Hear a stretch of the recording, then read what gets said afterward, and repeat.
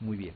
Dentro del diagnóstico de pancreatitis van a existir algunos signos que van a ser importantes recordar, ¿no? De estos viene esta pregunta, la pregunta 23 dice: ¿en qué consiste el signo de Grey-Turner? La coloración azulada en flancos por infiltración sanguínea del epiplón menor, dolor intenso en hipocondrio izquierdo desencadenado por presión en el epigastrio, coloración azulada periumbilical por infiltración sanguínea del epiplón menor, dolor intenso en escápula izquierda desencadenado por lesión en epigastrio, dolor en hipocondrio izquierdo durante la inspiración profunda. ¿Cuál será? Grey-Turner. La A, ¿no es cierto? La A. El otro signo importante es el signo de Cullen, ¿verdad? Si les preguntaran el signo de Cullen, ¿cuál será? La C, ¿no es cierto? Coloración azulada periumbilical, ¿no? Es el signo de Cullen, ¿no? Aquí está, el signo de Cullen es este que está acá, ¿no? Coloración azulada en la región periumbilical. Y el signo de Grey-Turner es la coloración azulada en los flancos, ¿no es cierto? En la parte de los flancos, ¿no? Se da en una pancreatitis hemorrágica, ¿no? Muy bien. Si ustedes tienen el diagnóstico ya de un paciente con pancreatitis, en cirugía lo que nos va a interesar para ver cuándo intervenimos es primero hacerle o ver si es que esa pancreatitis que ustedes tienen al frente es severa o no, ¿ok? Los criterios de severidad que se manejan actualmente son varios. Uno de ellos, o el más usado, uno de los más usados es los criterios de Ramsson. Okay. Los criterios de Ramsson se hacen al ingreso y a las 48 horas, ¿no? Al ingreso, un paciente mayor de 55 años, leucocitosis masa 16.000, hiperglicemia más de 200, DHL más de 350 y la TGO más de 250, va a ser factores de mal pronóstico o de severidad. Y a las 48 horas, el descenso del hematocrito, el aumento del nitrógeno mayor a 5 miligramos por decilitro, la disminución del calcio, etcétera, etcétera, que están acá descritos, ¿no? No les voy a leer cada una de ellas. Esto seguramente lo han visto en lo que es gastro. Pero no se olviden, los criterios de Ramsson sirven actualmente para hacer el pronóstico y para ver principalmente el grado de severidad. Entonces, mayor o igual a 3 signos nos indican que este paciente puede tener cierto grado de severidad de la pancreatitis. El otro sistema de clasificación o de calificación para ver la severidad es el Apache, ¿no? El Apache más usado hasta el momento es el Apache 2. El Apache 2 va a, digamos, conjuncionar medidas clínicas con medidas paraclínicas. Basta con un hemograma, un AGA y el examen físico para que ustedes hagan un puntaje del Apache, ¿ok? No les van a preguntar qué cosa es o cómo sacan el Apache, ¿no? No les van a dar datos y decirles saque usted el puntaje del Apache, pero sí les pueden preguntar cuándo es severo y cuándo no mediante el puntaje del Apache y qué ventajas tiene hacer el Apache respecto a los otros métodos para hallar severidad. En el último examen, me parece, incluso han preguntado qué cosa es el Apache, ¿no? El Apache es un puntaje que mide la variación de la salud aguda, la salud fisiológica aguda versus la crónica, ¿no es cierto? O sea, tiene puntuación para ver el score fisiológico agudo y tiene puntuación para ver el score fisiológico crónico. Eso va a medir el Apache. Ahora, este Apache, el más usado, hay un Apache 1, el 2, el 3. El más usado a nivel mundial es el Apache 2. ¿Qué ventajas tiene con el Apache 2 respecto a los otros criterios? Es el predictor más exacto de severidad. Se puede evaluar dentro de las primeras 24 horas. No es necesario esperar las 48 horas para ver si es que es severa o no la enfermedad.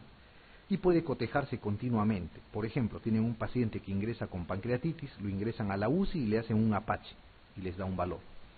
Ese paciente empieza a deteriorarse le vuelven a hacer el apache y les dará otro valor. Entonces, el índice de severidad va a ser más exacto, puede variar en el tiempo y se puede cotejar continuamente con este score. Mayor o igual a 8 significa que hay severidad de la enfermedad, ¿no? Hay severidad de la pancreatitis. Entonces, ¿qué hacen? Va a medir la frecuencia cardíaca, la presión arterial, la temperatura, la frecuencia respiratoria, la escala de Glasgow y la oxigenación. Para esto van a necesitar ustedes un AGA. El pH arterial, el hematocrito, los leucocitos, la creatinina, el sodio y el potasio sérico. Todo esto se puede hacer mediante un AGA, un hemograma y examinar al paciente. Y el resto son características crónicas de los pacientes, ¿no? Con esto hacen ustedes el puntaje, suman de acuerdo a cada columna y de acuerdo a la puntuación van a ver el porcentaje de mortalidad. Entonces, mayor a 8, no se olviden, indica severidad de la enfermedad. Si ustedes ya tienen un paciente que tiene una pancreatitis y le diagnostican que esa pancreatitis es severa, la siguiente conducta es ver la clasificación funcional de esta pancreatitis. Para eso hacen la clasificación tomográfica, ¿ok? Entonces, le van a pedir una tomografía con contraste, ¿no? La tomografía sin contraste no sirve para ver pancreatitis, tiene que ser una tomografía con contraste. Y de acuerdo a cómo encuentren esta pancreatitis, van a calificar ustedes los tipos de pancreatitis, ¿ok?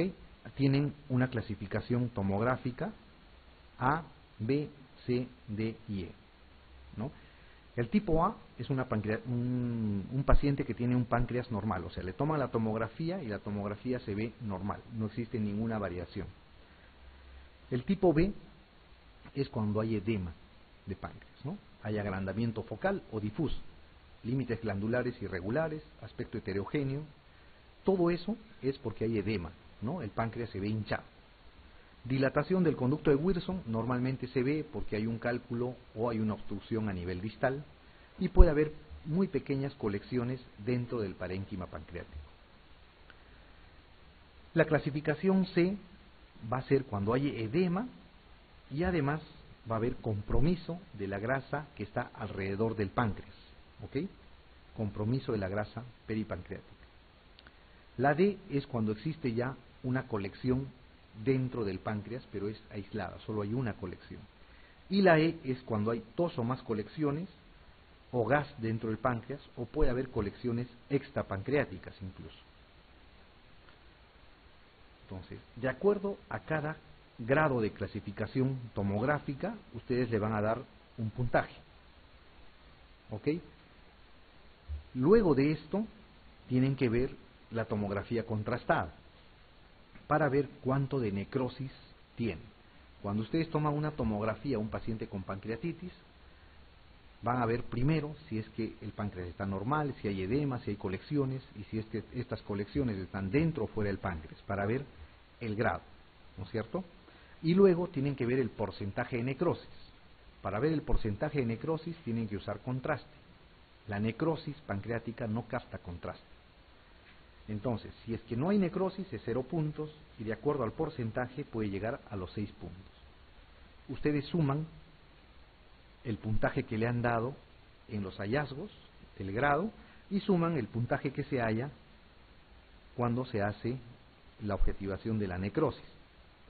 Sumado estos dos, les va a dar un índice de severidad tomográfica, que va a tener su correlación con el porcentaje de complicaciones y el porcentaje de mortalidad específica para pancreatitis. ¿Ok? Entonces, de acuerdo a esto, ustedes van a decir si una pancreatitis es severa o es una pancreatitis leve. ¿Ok? Muy bien, acá está la clasificación tomográfica. Tenemos los criterios de Baltasar, que puede ser de la A a la E, el puntaje, el porcentaje de necrosis con su respectivo puntaje. Sumando estos, van a dar un índice de severidad, bajo, medio o alto. Muy bien, esta es una imagen de un Baltasar A, ¿no? En el Baltasar A, como les decía, van a tomarles ustedes una tomografía al paciente y van a encontrar un páncreas normal, ¿no? Sin ninguna variación. No hay colecciones, no hay edema de páncreas, no hay dilatación del Wilson, se ve un páncreas normal. En el Baltasar B, este es el páncreas, ha aumentado de volumen, ¿no? Como se ve acá, ya se deforma la morfología misma del páncreas, ¿no? Los bordes ya van a ser medios irregulares, no se va a ver, no va a haber una definición clara entre lo que es el páncreas y los tejidos adyacentes. En el C va a haber ya una dilatación del Wilson, va a haber compromiso de la grasa peripancreática, ¿no? Pueden haber pequeñas colecciones alrededor del páncreas. En la D ya va a haber colecciones aisladas, puede haber una colección aislada, como ven acá, esto es una colección, puede ser un hematoma, puede ser pus, puede ser secreción pancreática que se ha acumulado ahí. Y en la E ya puede haber gas intrapancreático, gas en la vía biliar, puede existir también lesiones alejadas del páncreas, extrapancreáticas, o 2 o 3 colecciones intra o extrapancreáticas, ¿no? Es el grado de severidad más alto que hay. Muy bien. Respecto a la clasificación tomográfica, es difícil que les pregunten, que les den las características o les pongan la imagen tomográfica y les digan qué Baltasar es. Pero sí les pueden preguntar la parte de la morfología. O sea, ¿cuándo es A? ¿Cuándo es B? C, D o E? Eso es lo que tienen que recordar. ¿Ok? Y no olvidarse que la clasificación tomográfica y la severidad depende de la morfología del páncreas y del porcentaje de necrosis, ¿no? De las dos cosas. Y por eso es que siempre a todo paciente con pancreatitis aguda severa se le debe tomar, o con criterios de severidad, se le debe tomar una tomografía contrastada, ¿okay? Siempre contrastada. La sin contraste no les va a ayudar, no les va a servir para hacer el diagnóstico de severidad. Muy bien, la pregunta 24 dice: en cuanto al tratamiento de la pancreatitis aguda, es cierto que no es necesario en los casos leves realizar dieta absoluta. Conviene evitar el uso de sonda nasogástrica. El tratamiento de elección es el quirúrgico siempre que sea posible. La CEPRE está indicada como tratamiento en la pancreatitis de origen etílico. No está demostrado que el tratamiento antibiótico profiláctico aporte ventajas. ¿Cuál será? ¿Cuál dijeron por ahí? La E, ¿no es cierto? No está demostrado que el tratamiento antibiótico profiláctico aporte ventajas. Muy bien, no es necesario en los casos leves realizar dieta absoluta. ¿Qué cosa es la dieta absoluta? Es el NPO, ¿no es cierto? O sea, nada por vía oral. En todos los casos de pancreatitis, los pacientes deben ir a NPO. Conviene evitar el uso de sonda nasogástrica. No está demostrado que mejore o empeore el uso de la sonda nasogástrica en estos pacientes. Es más, en algunos pacientes el uso de la sonda nasogástrica hace que el estómago quede vacuo, y esa disminución de la distensión del estómago puede aliviar un poco el dolor, ¿ok? Pero no se ha demostrado que empeore o mejore el uso de sonda nasogástrica.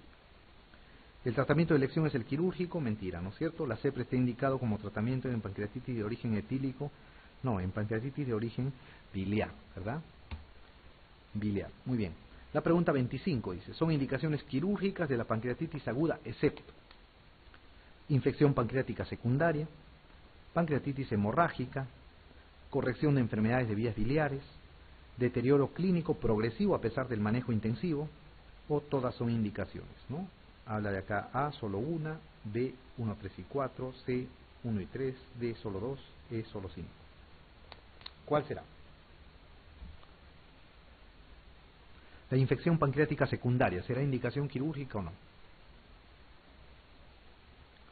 Si tienen un paciente que tiene una pancreatitis aguda severa, le diagnostican una colección y ven que esa colección si infectado y no responde al tratamiento, ese paciente sí es indicación quirúrgica, ¿no? La infección. En general, no se opera las pancreatitis porque se sostiene que la pancreatitis, a pesar de ser una enfermedad severa, normalmente la colección, la necrosis es aséptica. Y el hecho de ingresar a operar, lo que va a hacer uno es, va a llevar microorganismos y va a contaminar la colección o la necrosis. Y eso va a predisponer a presentar mayores complicaciones. Por eso es que no se opera. Porque se considera que las colecciones, la necrosis, son asépticas.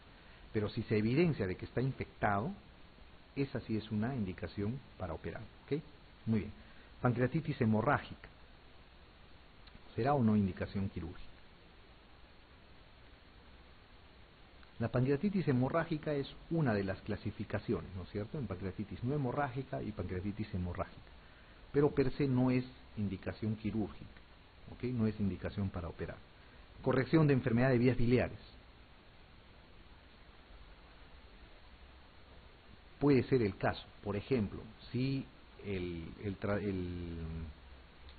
la pancreatitis se asocia a una presencia de una panlitiasis o se asocia a alguna enfermedad congénita, ¿no?, que está haciendo que la pancreatitis se haga perpetua, una estenosis, un divertículo duodenal, etcétera, sí puede ser indicación quirúrgica.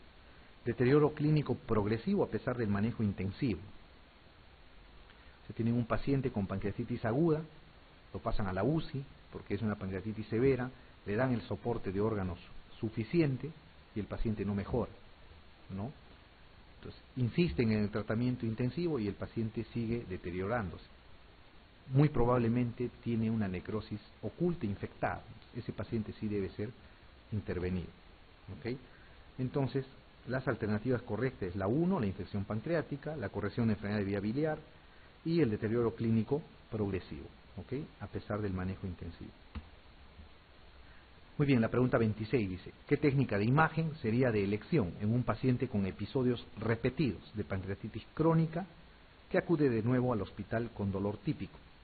Radiografía simple de abdomen, radiografía varitada, tomografía computarizada, angiografía selectiva o resonancia magnética nuclear.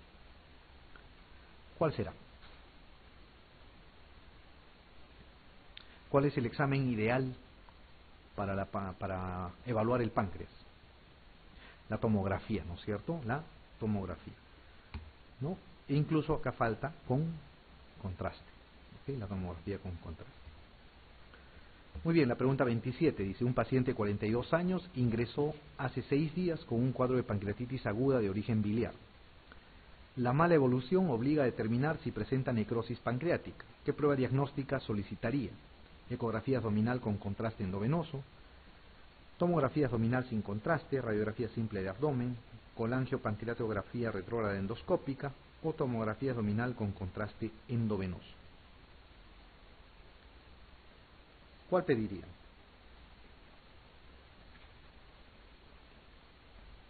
No habíamos dicho, ¿no? ¿Cuál es el examen de elección en pancreatitis?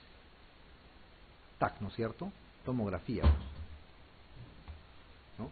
Tomografía abdominal con contraste endovenoso. Es el examen de elección, ¿ok? Siempre, no se olviden. La 28 dice, ¿cuál de las siguientes afirmaciones sobre los pseudoquistes pancreáticos es falsa? A, dice, se produce entre la segunda y la cuarta semana. B, el 20% evoluciona a la resolución espontánea. C, habitualmente requieren tratamiento quirúrgico. D, producen dolor por presión a estructuras vecinas. E, se puede tratar con punción aspiración dirigida. ¿Cuál será?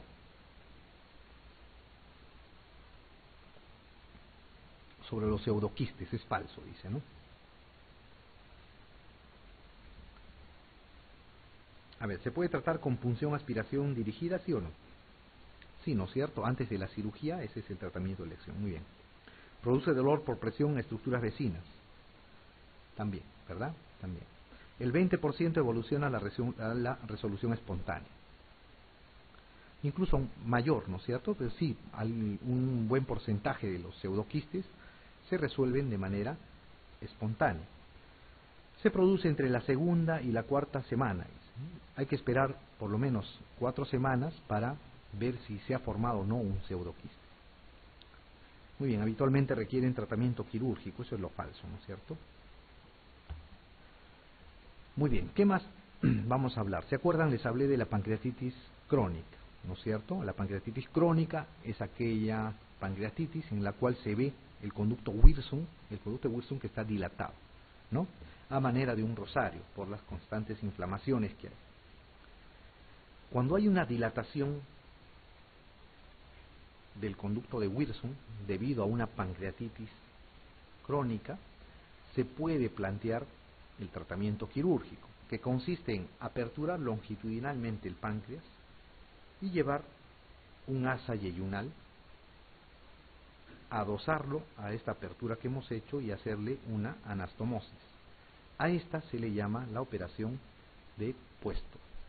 No les van a preguntar la técnica, ni cómo se anastomosa, ni a cuántos centímetros se hace la anastomosis yeyunal, pero sí les pueden preguntar sobre el nombre. ¿Ok? ¿Qué cosa es la operación de puesto? La pancreato-yeyunostomía laterolateral o la anastomosis entre el páncreas y el yeyuno, y que se usa en pancreatitis crónica. ¿Cuándo usamos la operación de puesto? O sea, ¿cuándo podemos decir este paciente se puede operar? Si es que este Wirsung está dilatado. Tiene que estar dilatado para que se pueda hacer la anastomosis, si no, no es posible. Bien, la pregunta 29 dice: enferma de 62 años, con diabetes mellitus tipo 2, ingresa por dolor en el abdomen superior e hiperamilasemia, siendo diagnosticada de pancreatitis aguda. El estudio realizado no demuestra etiología de la misma. A las 3 semanas de evolución de la enfermedad, encontrándose asintomática, la ecografía abdominal evidencia una colección líquida, bien delimitada, de unos 35 por 30 milímetros de diámetro, con características inequívocas de pseudoquiste pancreático. ¿Qué conducta de las siguientes es la más adecuada? O sea, en síntesis, es una paciente con pancreatitis que ha hecho un pseudoquiste, ¿no es cierto? Muy bien. Intervención quirúrgica, drenaje percutáneo de la colección líquida, actitud expectante y seguir la evolución clínica en espera de la resolución espontánea, punción, aspiración percutánea dirigida por ecografía para el análisis del líquido de la colección o drenaje endoscópico del pseudoquiste. ¿Qué deberíamos hacer con este paciente?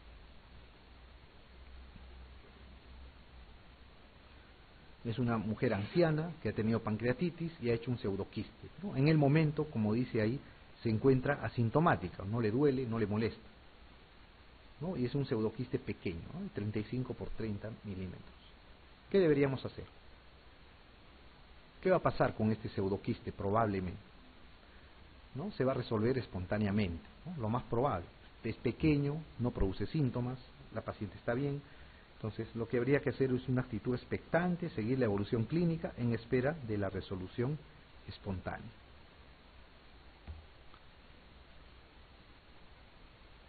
Muy bien, la pregunta 30 vamos a responder, ¿no? Así como hay pancreatitis, vamos a alternar con algunas preguntas de lo que es cáncer de páncreas. Dice: el marcador con mayor especificidad para el seguimiento y pronóstico del cáncer pancreático es PSA, CA15-3, alfa-fetoproteína, antígeno carcino embrionario o CA19-9. Ese, ¿no es cierto? El CA19-9. Estos son algunos marcadores que les pueden servir para recordar, ¿ok? El más usado es el PSA, ¿no es cierto? El PSA es el antígeno prostático específico, es útil en cáncer de próstata. La alfa-fetoproteína es útil en el hepatocarcinoma, el antígeno carcino embrionario es útil en el cáncer de colon, el CA19-9 en el cáncer de páncreas, el CA125 en el cáncer de ovario. Estos 5 primeros son los que deben de recordar ustedes, son los que se usan normalmente en la práctica clínica, en la práctica diaria, ¿ok? PSA, alfa-fetoproteína, carcino embrionario, CA19-9 y CA125. ¿Ok? Además, deben de recordar, seguramente eso lo van a ver después, en urología, en ginecología, la HCG, ¿no es cierto? Esta hormona es importante recordar en los tumores trofoblásticos, en el coriocarcinoma o los tumores testiculares, ¿no? Eso lo van a ver seguramente en urología. Pero los más usados son estos primeros 5, ¿ok? Los primeros 5, no se vayan a olvidar de eso. Sí pueden preguntarles, porque han preguntado ya sobre los marcadores. Muy bien, la pregunta 31 dice, ¿cuál de las siguientes afirmaciones sobre el adenocarcinoma de páncreas es falsa? La localización más frecuente es la cabeza pancreática. El factor de riesgo más consistente es el alcohol. El 90% se originan en el epitelio de los conductos. Es raro en pacientes menores de 40 años y es el más frecuente de los tumores exócrinos, ¿no? ¿Cuál de las siguientes afirmaciones, dice, sobre el adenocarcinoma de páncreas es falsa, ¿no? ¿Qué cosa es lo falso? Hay que averiguar acá.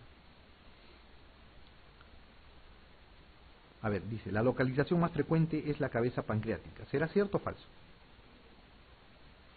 Cierto, ¿no es cierto? A ver, es raro en pacientes menores de 40 años. También, ¿no? Normalmente los pacientes con cáncer de cabeza de páncreas son pacientes que tienen más de 60 años, ¿no? El corte es los 60 años.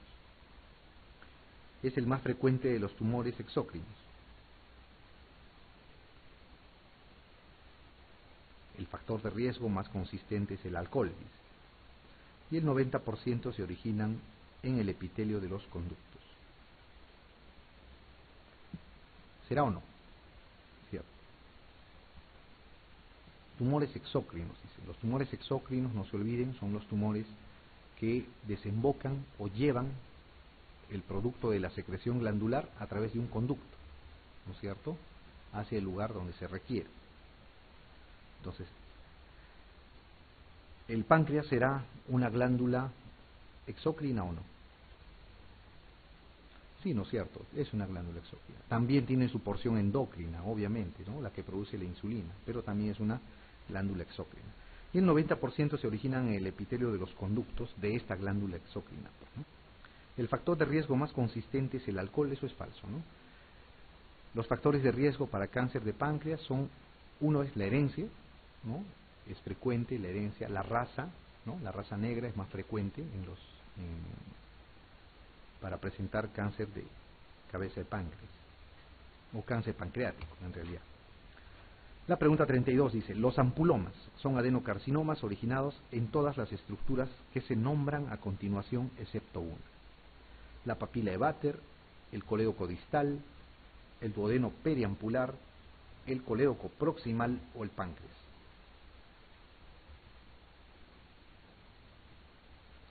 Los ampulomas, dice, son adenocarcinomas originados en todas las estructuras que se nombran a continuación, ¿no? Ampulomas son aquellos tumores que están cerca a la ampolla de Vater o en la ampolla de Vater, ¿no? ¿Cuál será? ¿La papila de Vater será o no? ¿Un cáncer en la papila de Vater será considerado un ampuloma? Sí, pues no. Sí, tiene que ser. El colédoco distal, la porción distal del colédoco, la que está ingresando ya al duodeno, también. El duodeno periampular, también. El colédoco proximal, no, no es cierto. Recuerden, el colédoco proximal está, ¿dónde nace el colédoco? En la unión del cístico con el hepático, ¿no? Ese es el colédoco proximal, está arriba, pues, ¿no? No tiene relación con el páncreas, es supraduodenal todavía. El páncreas, obviamente que sí, ¿no es cierto? Un tumor de páncreas, de la cabeza de páncreas, ubicada en la zona adyacente a la ampolla, se puede considerar un ampuloma. Muy bien, la pregunta 33 dice, ¿qué característica clínica le harían sospechar en un paciente con neoplasia que se trata de un ampuloma?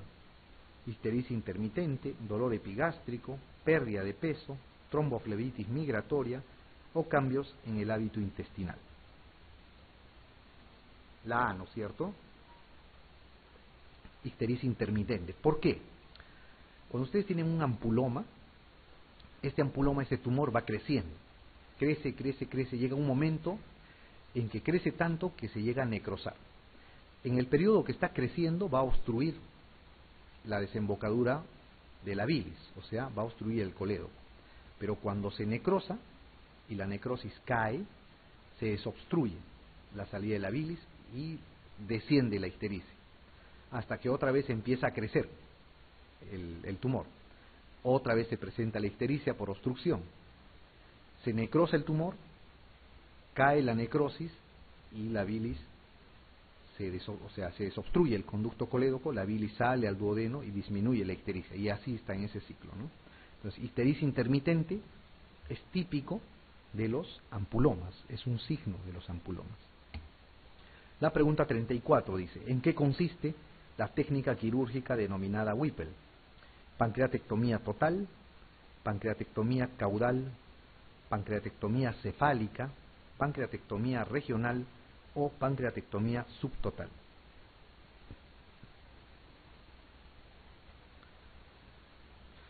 ¿Qué cosa es la cirugía de Whipple? ¿No es cierto? Le está preguntando. La cirugía de Whipple es una de las cirugías más grandes que hacen los cirujanos oncólogos, una cirugía cruenta, ¿no?, que tiene más duración.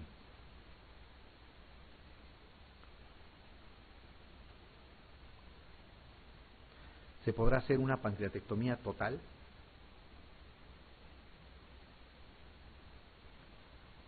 No es indicada la pancreatectomía total, ¿verdad? Porque si ustedes sacan todo el páncreas, el paciente va a tener serios problemas con la glucosa para empezar, ¿no es cierto? ¿Quién va a producir insulina, etcétera? Entonces eso no está indicado.